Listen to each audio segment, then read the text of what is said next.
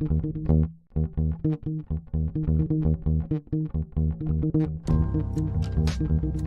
October 2019, Arlington, Texas was chosen to be the home of a new national museum, unlike any other.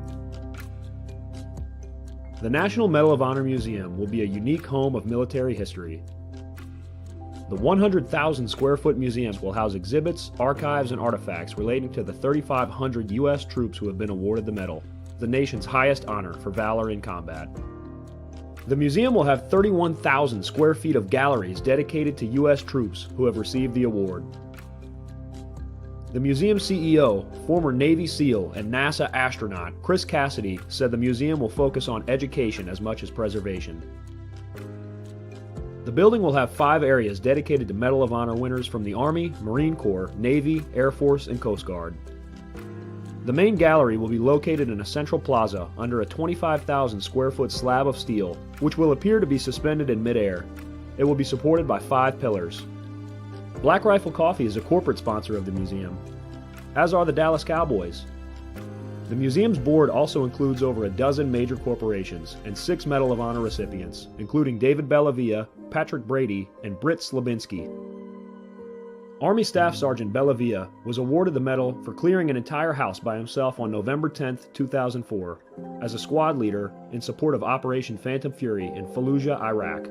He killed 4 enemy fighters and wounded a 5th in close quarters battle. Army Major General Brady flew and coordinated the evacuation of 51 seriously wounded men during a firefight in Vietnam in January 1968. Slabinski, a Navy SEAL chief and team leader, led a rescue team of SEALs during Operation Anaconda in Afghanistan in March 2002. Slabinski and his team flew to a mountaintop ambush site to rescue Petty Officer First Class Neil Roberts, who had fallen from the back of a helicopter. Slabinski led the team through almost constant combat against an entrenched Taliban force. Along with the board members, former presidents Jimmy Carter, Bill Clinton, George W. Bush, and Barack Obama serve as honorary directors. The museum is expected to open to the public in late 2024. All right. Welcome back. MisFitNation, the MisFitNation show. We are a show founded by a veteran and hosted by 2 veterans and a military spouse. Our mission is to get people to tell their stories to the world. If you're an author, share your tips with the MisFitNation. If you're a musician or an actor, our audience need to know how they too can get into the business. Coaches, we love our coaches. Come on and share your tips with the MisFitNation to help them become better versions of themselves. If you are a corporate leader or an entrepreneur, come on and show how you did it and how hard you have fought for success. If you are a veteran, first responder, or Gold Star family, we would love to have you come on and share your story with the MisFitNation. We always have time for you. If you're feeling down, alone, or starting to see the darkness, stop. Think about those who are around you. You are not alone. You will be missed. If you feel like your problems will be a burden to those in your inner circle or feel embarrassed, dial 988. If you are a veteran, take option 1. We need you to keep pushing forward. Don't make a permanent solution to a temporary problem. If you are a new listener, welcome to the MisFitNation show. Be sure to subscribe to our show on your favorite podcast app. Also on our YouTube channel at @the_MisFitNation. Subscribe and click the bell to keep you up to date on our latest episodes and all of our news. You can also find us on Heroes Media Group and About Face Radio. Now, let's get to the show!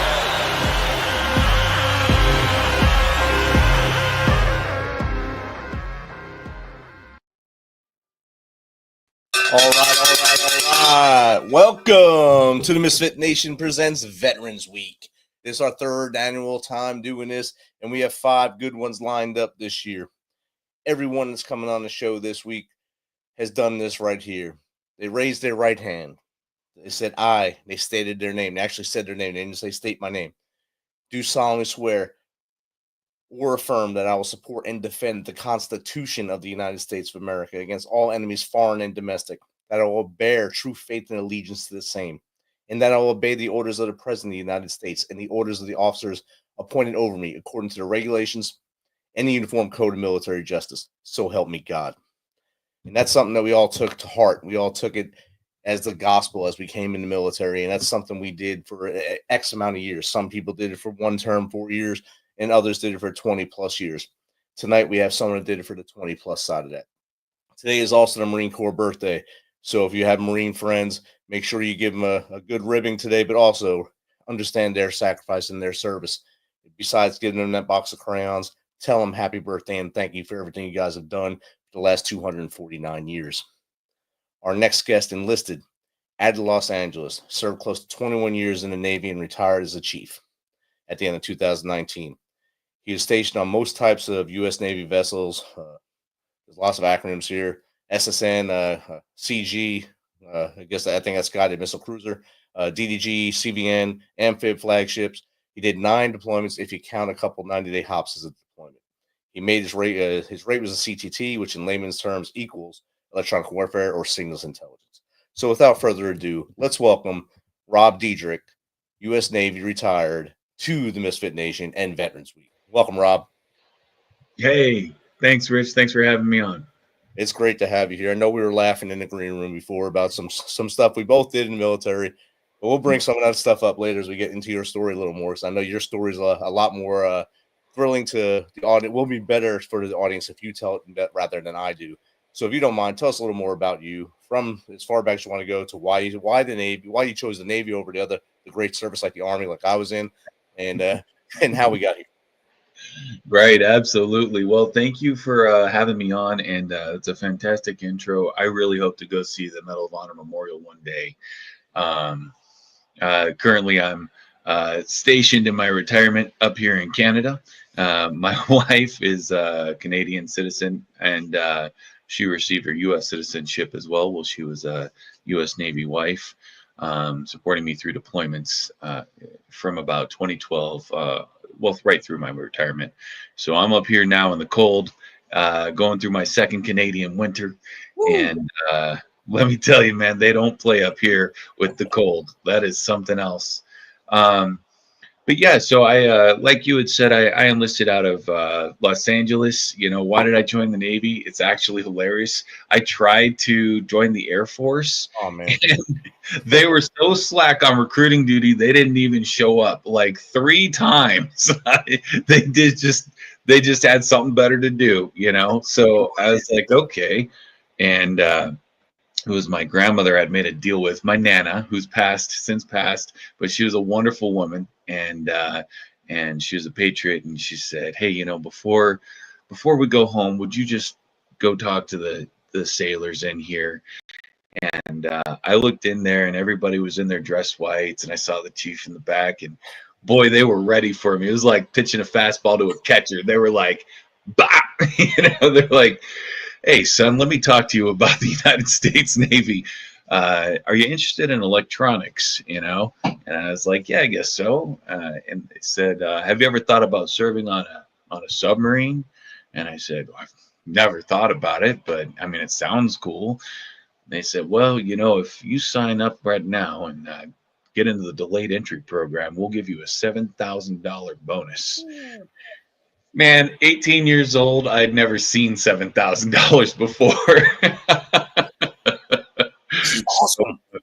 They got me. Yeah, they got me with that. I joined the delayed entry program, and you know, did the whole boot camp thing. I went to submarine school. I actually got stationed out in a submarine. That's what SSN stands for. It's just an abbreviation for Fast Attack Submarine. And I was on a submarine through 9/11, but I had initiated what they call a cross rate. It's when you switch your MOS, right? And I had gone from electronics technician, you know, with soldering and all that, and sort of a quartermaster type navigation specialty, into electronic warfare. And they didn't have any electronic warfare on the submarine. That wasn't direct support where, you know, somebody flies out with a specialty and supports that way. So, yeah, it started my career with electronic warfare, and graduated that school and went out to a destroyer out of Mayport, Florida.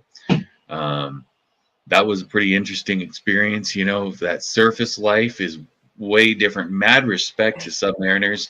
I give bubbleheads a lot of crap, but boy, do they know their craft. And it takes a lot of courage to be in those tight, confined spaces for 3 or 6 months or longer.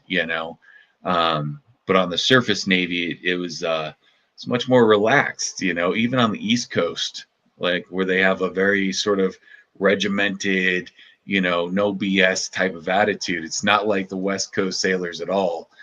And I got out there and I got myself one of those Navy mentor sponsors that, took me off the ship, let me crash at his house for a couple months. That was nice.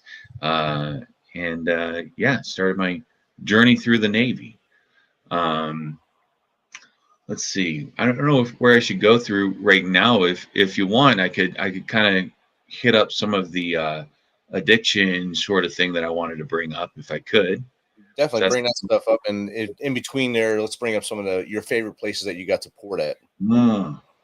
Absolutely. So I'm sure that ties into the addiction things as well, where you ported. It does. It really does. So I'm the kind of person that really enjoys drinking. I would say that I was a binge drinker, except that I binge drink every day. So I don't know if that's. I think they just call those alcoholics. I don't think you can be a daily binge drinker. Your binges were a month long. I got it. Right. So, anyways, I saw that I had a problem, and I was always told never put anything on paper because it'll be used against you, right? And I knew that since being a kid. And so I took a very dramatic action, and I wrote to my leading petty officer, like my first sergeant, my first shirt, and they said, "Hey, I have a drinking problem. It's affecting my marriage at home, and I need help." And this was before my first deployment, 2002. And, I wasn't drinking for any particular reason. It's just I just enjoy being messed up. That's just how I drink. And that was also my peer group, in your early 20s. And you're getting a nice Navy paycheck, and maybe 3 or 4 of you are living together, the junior sailor, like roommate model. and you have very cheap rent that way, and all your food's paid for on the ship. And so you can just spend the rest on booze and chicks. And so anyways, nothing really came of that. I think I got like a 1-week class, but this is immediately post 9/11, right? So this is early 2002. Ships getting ready to go to war, and actually we were going to the Persian Gulf back then to secure the oil pipelines to make sure that those didn't get bombed out. Like if you remember the movie Jarhead, and they lit all these oil fields on fire, that was kind of standard practice for them. And so ships were being sent over to the Middle East to make sure that wasn't going to happen, putting seals on the oil platforms. Anyways, there were some amazing ports back then. The Navy does not do ports anymore the way it used to. I don't know what happened, but my first deployment, we stopped in the Azores, which most people don't know. It's just a little group of islands, before you actually hit Europe. But we stopped in at Malta, which is like a fortress island in the Mediterranean. It's beautiful.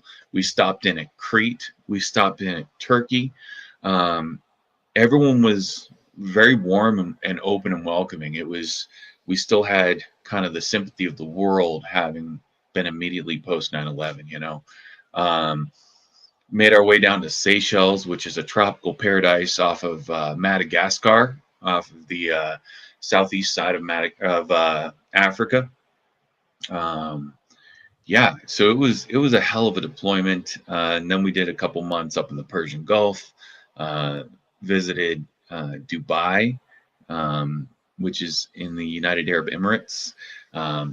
Even back in 2002, they had indoor ski slopes. They had like massive outdoor water parks. It's in the middle of the desert. You could go sand surfing, on like desert dunes.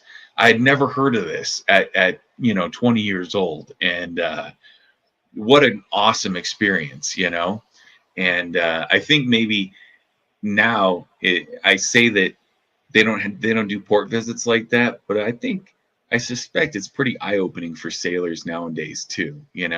When you come from the States and you just get to experience this, just like a completely different world for the first time, and you're like, wow, like I'm in, dude, and I'm getting paid for this. Absolutely, Yep.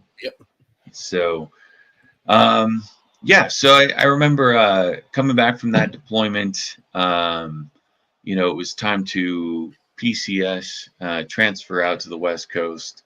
The relationship I was in at that time didn't work out. I ended up getting married to another woman like a year later, right? Because that's just kind of how I did things when I was a young man, always be in a relationship. The military incentivizes that, right? They give you a lot more money to be married. A lot. Like it's kind of horse poop, And so you're setting us up for failure, Uncle Sam,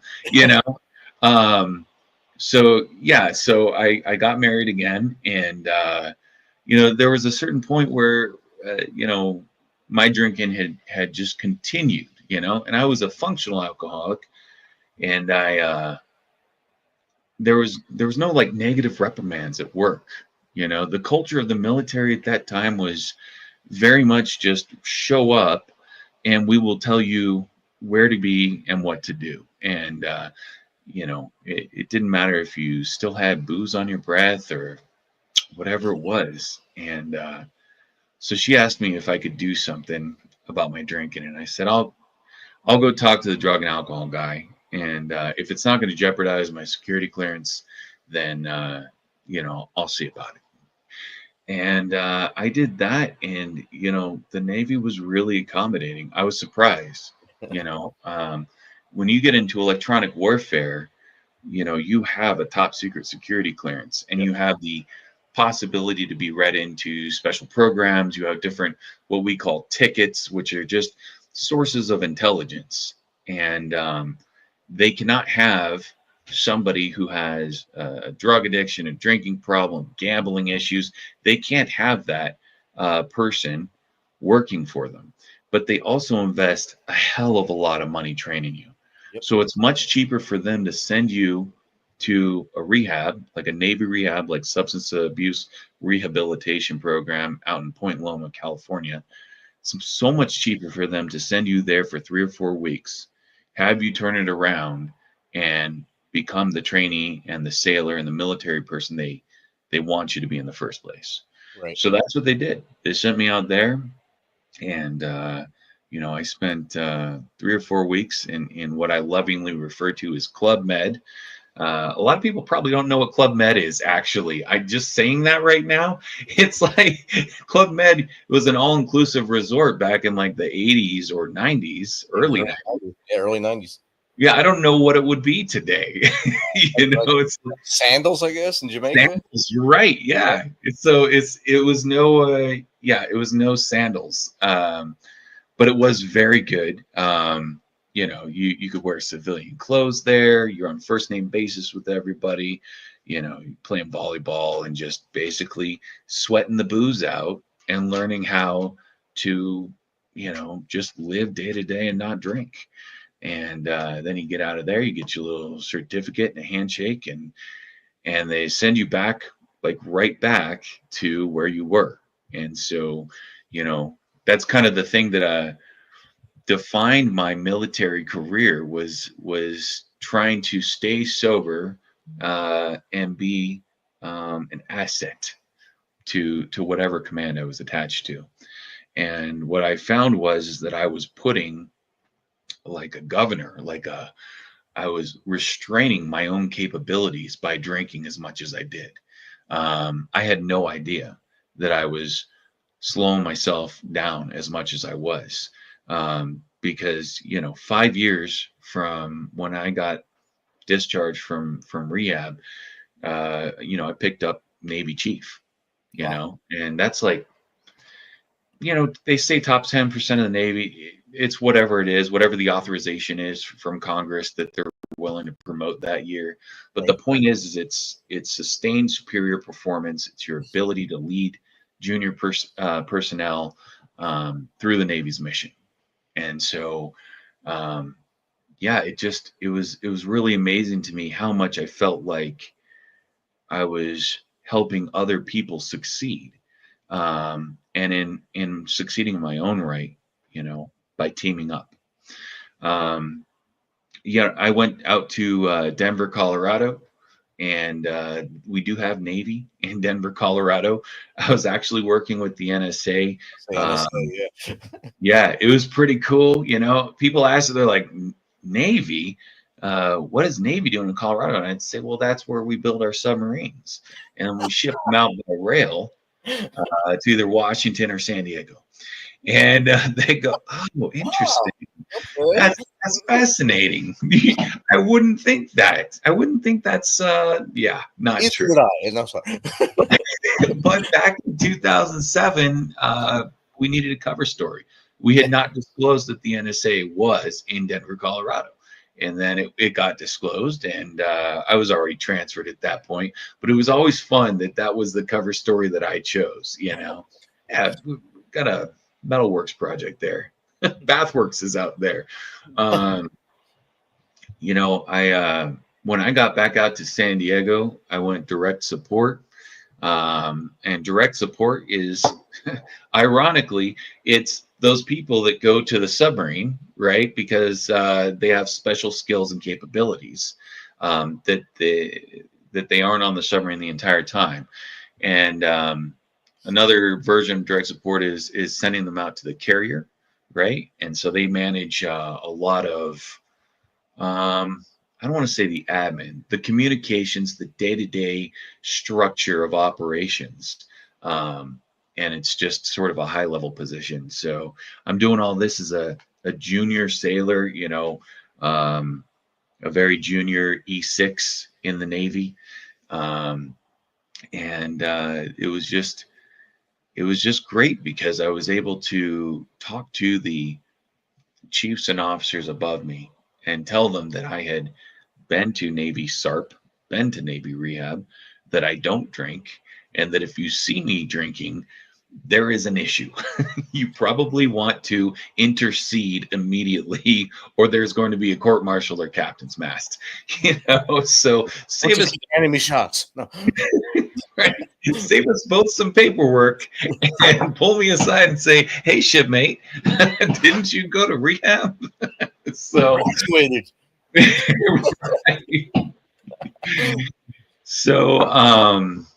yeah, when I went out there, it was in Japan. Actually, it was a couple deployments out in Japan. I got to see Yokosuka for the first time. I got to see Tokyo, the Daibutsu Buddha, which is this like 5-story Buddha that they have in Kamakura. And you're going kind of through this trail, right? And you turn a corner, and there it is, man, just this massive Buddha. And it's like, you hear about these things around the world. You see pictures of them in books or on the internet, and it just doesn't match. It doesn't match until you see it in person. I even went up to Tokyo Disney Sea with my wife, and I don't know if you had the opportunity to go to like Disneyland or Disney World. They went crazy with it in Japan. Like, there's a volcano in their Disneyland. There's a Cape Cod area. There's a full-size Queen Mary type cruise ship in their Disneyland. There's a Mayan temple. It was just like, they thought, what is Disneyland? And then magnify it 10 times. It was wild. So insane in Asia. Yes, make it bigger. So if you have anyone that's any listeners that are out there in Japan and you haven't been to Tokyo Disney Sea yet, I suggest you get out there. It was a hell of an experience. But yeah, so eventually I got to my last tour, which was on the U.S. Dewey. I'd been sober for I don't know, about a decade at that point. And what was nice was I availed myself to people who were struggling with addiction, struggling with alcoholism, and I was able to say, I self-referred, right? I identified the issue that I had. I self-referred with a top secret clearance, right? And I was still promoted to chief 5 years after the fact. And I'm married and happier than I ever been. I'm successful, right? And you can do it too. So many military personnel are afraid of saying anything about any issues they have, whether it's, anger, or you're having problems in your marriage, or you think you're going to get in trouble because, you're $10,000-15,000 in credit card debt, or you have a drinking problem, and the truth is that we really just want to retain you. We want you to get better. And there's an obligation that we have, if we have the resources to make you better, to take care of you. So eventually I discharged in 2019, and I continue to do an anonymous 12-step program. I'm 15 years sober this last month in September, actually. As I mentioned, I'm living up in Canada now. My wife was the chief's wife for 7 years, supported me through deployments while I was on the USS Dewey. That's another thing that I wanted to mention was, I wish I understood how difficult it is to be a spouse, a military spouse, when I was active duty. I think a lot of people, and I say a lot of people because I heard this, as well as said the same things. We'd always make jokes about how the Navy wife, they got the toughest job in the Navy, and then we'd all have a little laugh. But the reality is that this person married me and was taking care of our kid, the dogs, the house, Everything, and doing it alone, right? Like, they got into a marriage to be with somebody that they love, to have a partner to move through life with, and you're not there. right? And yeah, they knew that when they signed up, but did they really? Like, did they really know what they were in for when they signed up? Probably not. It's tough, and the military spouse deserves our absolute highest respect and honors. I just, man, I look back on it, and she deserves so much more credit than I gave her for at the time. I'd always tell people what a wonderful person she is, but now I really understand what it was to do, all that time alone. And she kept it together, and she did it all with grace. Definitely. And I think So that's like almost everything you said so far mirrors almost everything in across our services, of course. Pre 9/11 thinking, and probably up till probably around 2015ish thinking, if you're especially in a senior billet like a chief or sergeant first class and above in the Army, if you asked for help, you were weak in your mind. So yes, if I ask for help, I'm taking myself out of the line, and I can't ask for help. I have to help me and just or hide what my problems are and try to just function with all these other issues in my head or in my body and do it. And that's what you dealt with, that same stuff. And then on the spouse side, I understand 100% on that. I didn't understand how deep the issue is until my daughter she wrote an article for a magazine right after I retired. And it was the story of the military brat. And basically she said things like, I had a dad, at least I knew I've had a picture of a dad. mm-hmm. He was never here. He was Yeah. always Army first. And it kind of ripped me up. And that kind of showed me how much I hurt them, or my service hurt them while I was gone. Very much so. I enjoyed a few years that I was close with my daughter through high school, from like middle school through high school. And then after she was 18 and moving out, there's that distance that's there. She's in her mid-20s. I love her so much. I hope to see her in the next week when I fly back to Seattle. But there's a part of me that just always thinks about the road not traveled, right? Like what it would have been had I been home. What if I just gotten out and been an electrician or something. What would that relationship look like? But I don't dwell on that too much because she's I feel like she's very successful. I love her very much. And you can't change what you did. You can only do better moving forward, Right. And, you'd mentioned something, and I don't know why I thought of this, but in 2017, after I'd been sober like 8 years, I was on a deployment. I started having panic attacks on deployment. That's what it was. It was not being able to admit Right. your injury.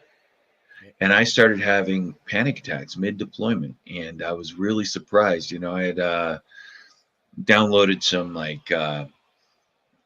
Zen audiobooks and things like that, and I was trying to manage it.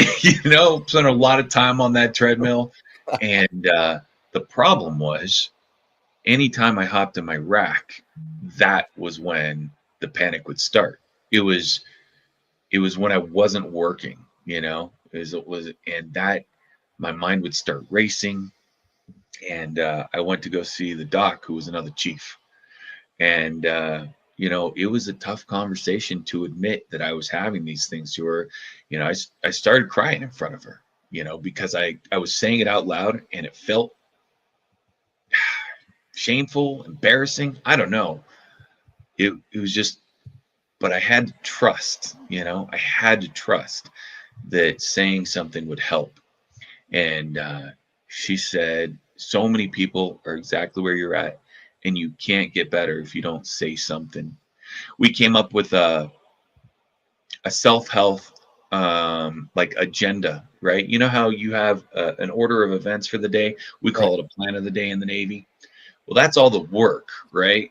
And over here, I had like a little me time agenda, right? And it paired up right with the plan of the day. And so I would schedule in, exercise. I would schedule in 15, 20 minutes of reading, or maybe a nap, right? Like at 1800, would it be okay for me to lay down, And it was amazing how effective it was when I scheduled in my downtime. It was like part of the workday somehow, when I had scheduled in, just go watch a movie, and I could do it guilt free, and 2200, that's when you rack out, and it was like part of my mission set was that self-care, that was how it kind of made sense in my head. And when I got back to the States, I was able to get on some low dose antidepressants, and it was incredible. It was just like one of those Zoloft commercials where the little character is walking around. He's got a cloud, and it's like raining on him. And like a week and a half later, I was having a good day, and I realized, I was like, holy crap, I don't remember the last time I had like a good day, when I was just kind of like enjoying the sunshine. It wasn't like I was walking around pissed off all the time or sad about life. But I didn't realize that I was in a depressed state, and I had never been diagnosed with depression or anything like that. It was just anxiety. But yeah, I got on those antidepressants, and it helped me for years. It helped me for years. So yeah, that's kind of the thing for me, is just self-care, self-help, help others. And it's okay to ask for that help. It's amazing how successful we can be when we just admit that we need a little bit of assistance. Definitely. It definitely is awesome to admit when we have a problem. Awesome to understand that there's many people around you that probably have the same problem, and they also are waiting for someone to say, "I have that problem," to raise their hand, and then it's a hug fest, bro hug, and shake hands. Yeah, it is, I'm right? waiting for someone to say, "I had that same problem. How about we go have a coffee, or how about whatever, and talk this out? Maybe we can help each other, and maybe find Yep. that right path to get better at this point, or what we think will make us better." I mean, Sure. we're talking about addiction in the military. I think right now the number of binge drinkers, admitted binge drinkers, I should say, Mhm. as of 2023 survey was 34% or binge Uh, or hazardous drinkers at this point, right, and that's right. that's a big number.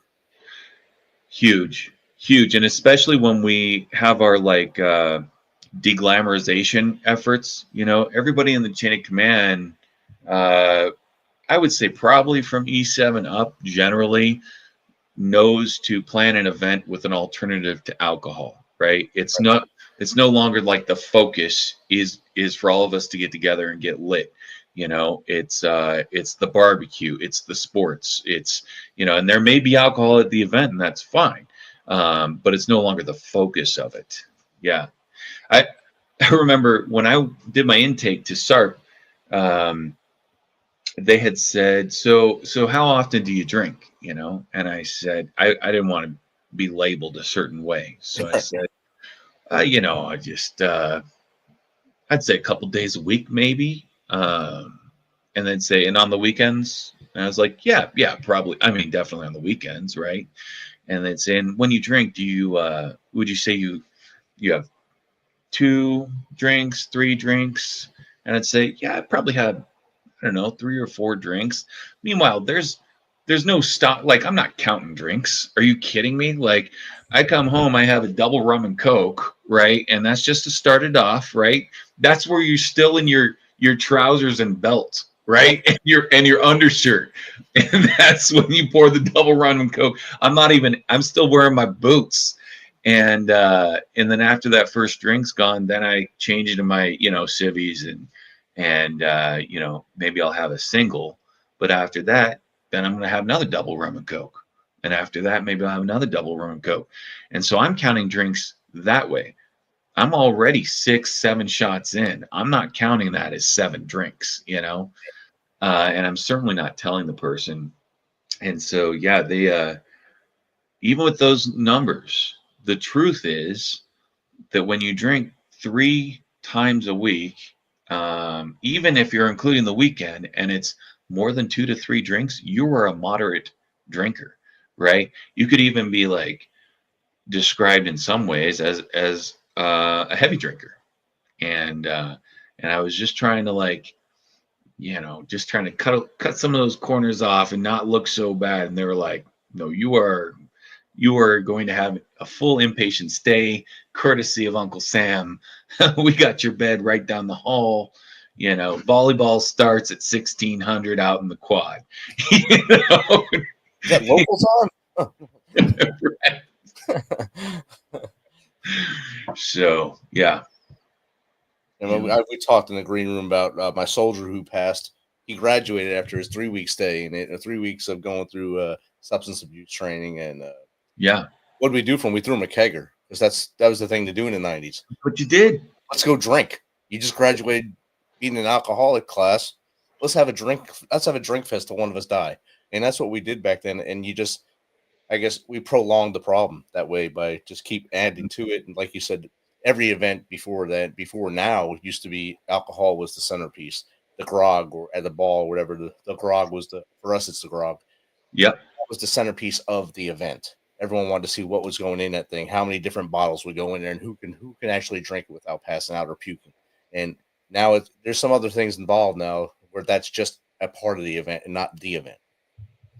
Yeah. And there's no, I feel like there's no shame in not drinking now. Like your lifestyle, this is interesting to me. Your lifestyle is kind of more accepted instead of, you know, trash talking on somebody. It could be like whatever you're into. You could be into like model building, right? Like, and that's totally like an interesting hobby and it's fine. You know, no one's going to clown on you for building models, you know, whereas before it was like, if you're not going to Tijuana with us on Wednesday night, like you can't be trusted, dude.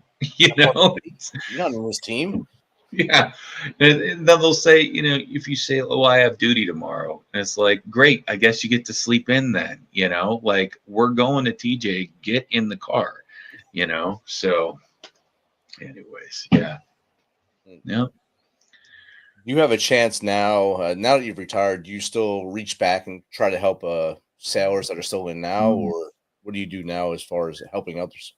Yeah, so it's tough for me to get back to the substance abuse center. I was involved in that actually when I was still active duty. because it was important for me to show sailors that you could be active duty and sober with the label of alcoholic and still get promoted, still get good positions in the military, and not denied whatever your dream sheet might be. If you wanted to go work at a training command, if you wanted to go forward deployed, there's a screening process for a lot of things, and you worry that you won't be able to do those things if you admit that you have an issue. And so I would go back to the substance abuse place and go with a couple other former military people, Marines, and happy birthday to Marines. Can't believe we spent the whole time not saying happy birthday to them, but they're just sitting there pissed off the whole time. Squid talked about his drinking days, not saying happy birthday to the Devil Dogs. Well, happy birthday, Devil. All they're drinking, watching this. Well, they're bitterly drinking their beers. Damn you, Uber. Damn, Navy's just my Uber. Got it. So a lot of my give back is focused on still in the sober sphere, but it's with local rehabs up here in Alberta, and it'll be anything from arranging a person that will take them out to 12-step meetings, or going into rehab clinics and sharing your your experience, sharing what your story was, and just trying to give hope, just trying to, if they can see that you came from the same place that they're at, and they see where you are now, it's achievable, right? And just trying to, like when I went out today to this, we have Remembrance Day up here. That's our Veterans Day up here, is Remembrance Day, and everyone wears the poppy, and they have a field of crosses out here, and they set it up, and we did a veterans walk from here. Is 3K or something like that, and I was talking to another person who had volunteered to go to these addiction centers and get training on how to assist with people that are on the streets, and in their addiction, and how to kind of tell when they're having maybe a psychotic episode, or how to approach without looking threatening, right? Because they don't want to go to jail, right? And sometimes when you try to go offer assistance, they can be very resistant, resistant to assistance. And so that's I would say what I do, is I stay focused in my recovery efforts. I make myself available to other people who are looking for help. And there's just areas around the city that we see them in all cities, in all major metropolitan areas, in the US, in Canada. Where to go to find people that need assistance, and they congregate in areas where assistance is handed out, and you can just reach out, and it doesn't have to be like a soup kitchen, it doesn't have to be like a shelter, right? You can volunteer at places. You don't have to be employed by them, and there's always people looking for help. There's no shortage of it. So. And that's definitely worldwide. And anytime there's a big city and there's a place that gives out offering help, it's like almost like a magnet, and they'll all wind up there. So it's easy to go and pick and choose who you want to talk to, or find the right population to talk to, and maybe make them feel better about themselves just by talking to them. So most times people, if you're driving in the car and you see someone on the corner with their little cardboard sign, first thing in your head, oh, there's some kind of scamster. They're just trying to do something to scam me. That's all they're going to do. But deep down inside, they have a problem. Something's wrong with them. If you just talk to them, maybe they'll drop that sign and they'll start to actually go back to the path where they know is right, and they're just trying to find that way back. And it doesn't matter who I talk to. I talk to a lot of British former military in Britain, and they say they have the same problems there as we do in America. I haven't had a lot of Canadian military on. I'm not sure if you're linked in with any of their veterans up there. Do they have the same issues that we do from especially the GWAT guys and gals up there? And I'm sure they have others from like the Falklands and stuff like that. Are they facing the same challenges we're challenged with here?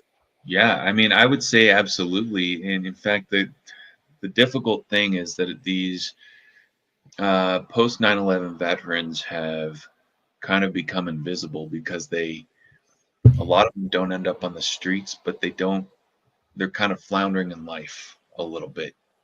And it's not like World War One, where you have Flanders Fields and everyone's wearing the poppy for that reason, or in the States, how we look at our World War II vets,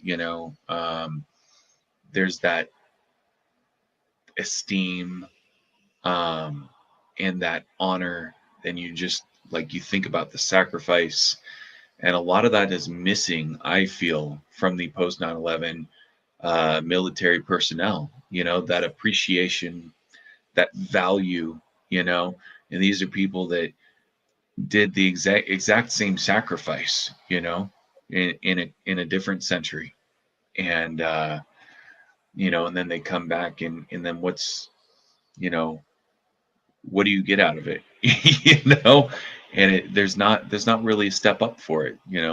Maybe you get the thank you, but if you wanted to, if you wanted assistance with drug and alcohol, you're in the same kind of pot as everybody else. There are veterans transition networks. There are a few where they support, but it combines veterans with first responders, and firemen, fire people, EMTs,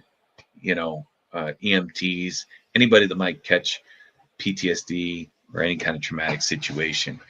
And there's a lot fewer people up here. The entire nation of Canada has about the same population as California, so it's unfortunately it's easier for veterans to just kind of blend into the background. I know an former Army officer who is a civil affairs guy who is on a board that's trying to help veterans, and that's something that I'm looking forward to getting involved with. I'm trying to run out my GI Bill right now. Get that government cheese from Uncle Sam that's a lot of money they give you to go to school full time. That is amazing. That is amazing benefit. Definitely is. Definitely an amazing benefit. And a lot of us, especially you guys, while we're in, we don't take advantage of the benefits that are there while we're in. So yeah, it's too hard to do what we're doing and make sure those we're charged with leading are doing what they're supposed to be doing. And maybe they're getting better because we're telling them to take advantage of those benefits that we're not taking advantage of. Mm-hmm. And then when we get out, I have to use this GI Bill. I have to use maybe VA voc rehab and do all this stuff maybe to get ahead, start a business, get my degree. And I think if we start focusing our efforts on getting people to use their tuition assistance while they're in, when they get out, they'll already be set up for success. They just have to make it a little better. Absolutely. And that's so tough to do. You have to be at a specific command with a low op tempo. And, I've even heard that some commands, if you're a first tour enlistee, you don't get the tuition assistance. That's crazy. They want you focused on your job and promoting and your qualifications. And that is kind of wild to me, right? That you wouldn't be able to access those benefits because there is always time to take a couple credits here and there. And it is part of professional development to get an education. It can only help that person. If you have a sailor or any military person who has a little bit of downtime and they can fill that with taking a college class or not, what are they going to do? What's the or not? Well, we've been talking about it for about 45 minutes. What the or not is. Class 6. It is. I don't know if that's what you guys call it. It's class 6 for us. Yeah. So, and I mean, there is time, one thing that everybody in the Navy knows is when you get detailed to a school, right? Most schools you get out 1,400. It's like a half day. And the people that stay late are there for remedial training. If they're not quite picking up the material, there's plenty of time, especially for military personnel who are not in the fleet yet, you know, I don't know what you would call it in the Army, but like not in a deployable status, Not in a uh, combat unit. yeah, to do these things to Right. improve themselves, you know. So I We got a definitely did, question in the chat from Hmm. JBO96. Served post 9/11, got deep into stuff, which I'm guessing is addictive areas, and wound up in prison before I got sort of straight. What advice would you give others to not end up like me? Yeah, absolutely. For me, I can only speak from my experience. What worked for me was a 12-step program. You know, I tried smart recovery, and that's something where it's kind of disassociative. You look at your addiction as almost a different entity, and then you would say, this is not stronger than me. Like 100%, you know, you think of all the achievements you're able to do, whether it's physically or mentally, or surviving a deployment or taking a life, right? And you take this other addiction, this craving, this BS little craving, that's not stronger than me, right? That's one type of recovery method. Some people they try therapy that works for them. Some people go to church that works for them. For me, it was a 12-step program, just because it's a room full of people who are committed to not drinking and not using drugs. And you know, you get an individual like a mentor. They call it a sponsor. You know, and you go up to somebody and you say, hey, you know, I'm kind of new to this. I'm shaky. I've got cravings. And I need help. Would you sponsor me? And 9 times out of 10, they say yes, or they know somebody and they will pass you off. And it's just somebody to help you not get in those situations where you end up going to prison, right? Because we make these choices when we're using or drinking, and those choices are made in a crisis state. You know, you're doing it to get your next fix, or you're doing it because you think you can get away with it, and you don't really have another avenue of making money, you know. Or maybe it's just because you want to have a good time and you think you're not going to get caught, and then you do get caught and you go to prison, or you do get caught and you go to jail, and it's like, well, shit, now I got a record, right? Now how easy is life? Now You I'm know, messed up forever. so that's the thing. The way I've heard it before is with recovery, you you know, before you get sober, you're giving up everything for one thing. And when you get sober, you're giving up one thing and you gain everything. And Nice. that's what a sober lifestyle is. So Awesome. Thanks, Rob. J-Bo, I think it's J-Bo. J-Bo 96. I hope that helps you out and gives you a path forward for maybe helping others not wind up in the same situation as you. Rob, we've talked about the bad effects of the military, the addictions and such like that all this time. But there's good effects. You were in for 21 years. You had a good career. You made chief in the Navy. Like you said, that's top X% of the Navy. yeah. What would you tell? I know we're having a recruiting crisis right now in the military Mm. across the board, all services. What would you tell that young soldier or that young person now coming out of high school, coming out of college, why they should join the military? What is good for them to join the military for? Yeah, absolutely. I mean, there's a list, and you know, you see these recruiters, they go to these schools, right, and they become TikTok influencers, and you know, there's a whole bunch that they know they know the dances and all that stuff, but the reality is, I don't want anyone to go in with wool over their eyes, right? The military is not an easy lifestyle, but it is fair in the sense that you will be given equal treatment, you'll be provided food, you'll be given shelter, you'll be given experiences that the majority of the United States does not get to experience. You know, um, when I was going to an island paradise when I was 23, all expense paid. You know, it took me a month to get there. It was a long month, you know. But when I got there, like, how many people have ever been to Seychelles? You know, like who could point to Seychelles on a map, right? Who's been to a water park in you know, UAE or Dubai, right? or I've been to Thailand probably 5 times, you know. That's just the vacation side of things. The other side of things is like you have job security for years, right? You have to meet some very minimum standards, right? You have to pass your PT tests, right? You're not allowed to use drugs. But basically, if you can show up on time in the right uniform, you don't even actually have to know what you're doing. We'll have someone there telling you how to do it. Right. You know? Show up. Show up, man. Show up in uniform. You'll get a paycheck, you know. Be kind of And- coherent. That's it. And what's so nice is like you're in with I think the average age of the military person is about 22 years old, 21, 22. And you've got a bunch of people that are your age that are out looking to do things. You got money in your pocket to do it, you know. And you know, yeah, deployments, they can suck, but you know what? I never got to see the mountains of Afghanistan. I really wish I had gotten to see that, man. There's people that got to see that in person. I mean, just it's life changing, you know, when you think about it. From being, you know, a guy I'm 44 right now. I was retired 5 years ago, retired at 39, and then I got out and I got an associate's degree paid for by the, you know, GI Bill. I think it's called 9/11 Forever Bill now.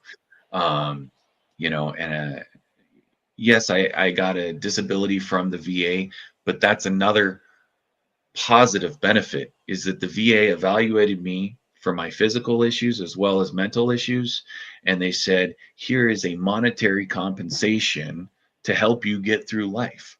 So even when you get out, the military still has an obligation to make sure that you're going to be okay, right? And I'm talking from a 20-year plus type of perspective. You know, I'm getting half of my base pay for the rest of my life, and I have the disability portion. You get something like $2,000, or maybe it's even more than that when you go to college full time. I think it's based on what the E5 BAH is for wherever you're going. So that could be $5,000 in Frisco, you know, San Francisco, like, or some of the more expensive places, you know. So yeah, there's a lot of benefits that way.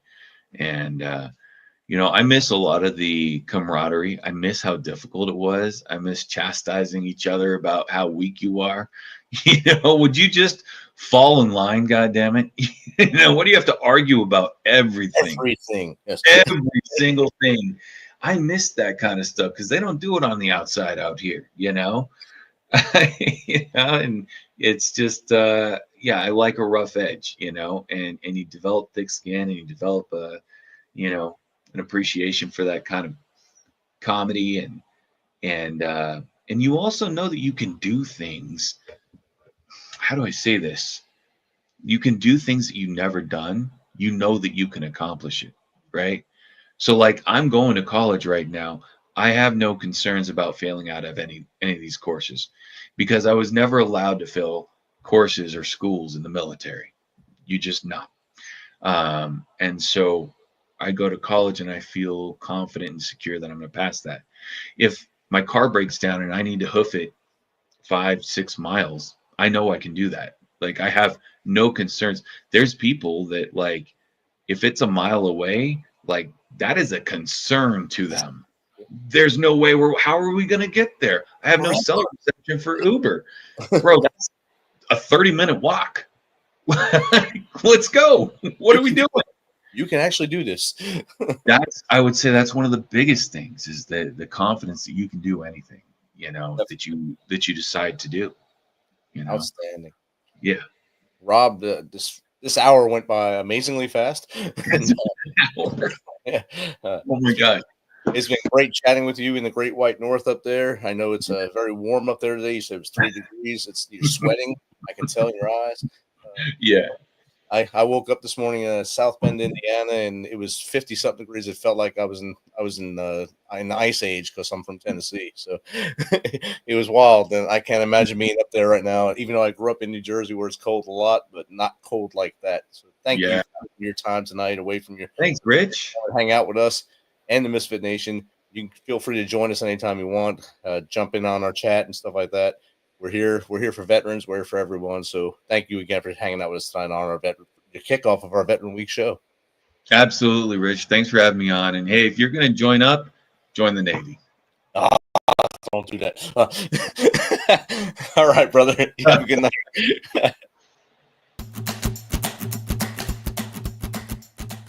This message is from the U.S. Department of Veterans Affairs. Did you serve in the military? If so, you can obtain a free lifetime pass to more than 2,000 federal recreation sites.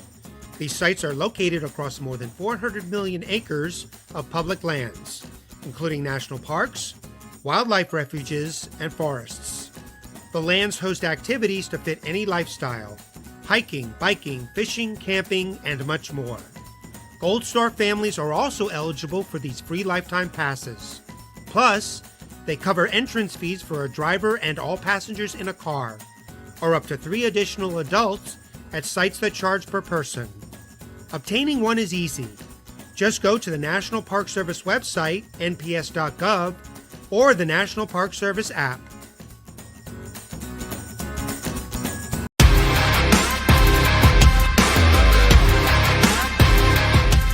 Thanks for checking us out and being a part of the Misfit Nation show. Don't forget to visit our website at themisfitnation.com.